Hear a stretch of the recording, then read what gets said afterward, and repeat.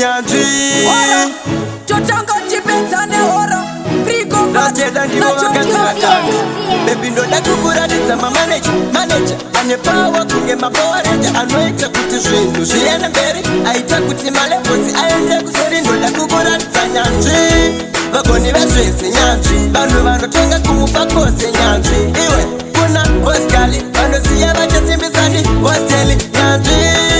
vagoni vezvese nyanzvi vanhu vanopisa kumupa kose nyanzvi ndoda kukuratidza hoskali vanoziya vachasimbisani hosteli kana waziya kuti kuna baba polo ngati vakazvibade vakaoma musoro kuna jochikadza akakuona nemumwe mufera nokupasa barure ndoda kuti uzive kuna bosi iman vakakuona nemwe mupedza vete zvemafani saka chimoko changu feli danda newe kuna posteli kali barure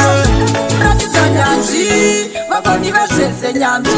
dzinotenga kumupa kose nyanzvi ndoziya kuna hoskali achasimbisa kuti ndakendi hosteli nyanzvi vagoni vezvese nyanzvi dzinotenga kumupa kose nyanzvi ndoziya kuna george kaza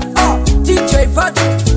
kana waspira bebi wangu tevera svika mtuzeneni wangu ndatiswedera kana waziva kuna fato ndiya munhu wacho dj fato ndivo vamwe vacho bebi ndoda kukuratidza mamaneja ane pawa kunge mapowareja anoita kuti zvinhu zviende mberi aita kuti malevosi aende kuseri ndoda kukuratidza nyanzvi vagoni vezvese nyanzvi vanhu vanotonga kumupa kose nyanzvi iwe kuna hoskali vanoziya vachasimbisani hosteli nyanzvi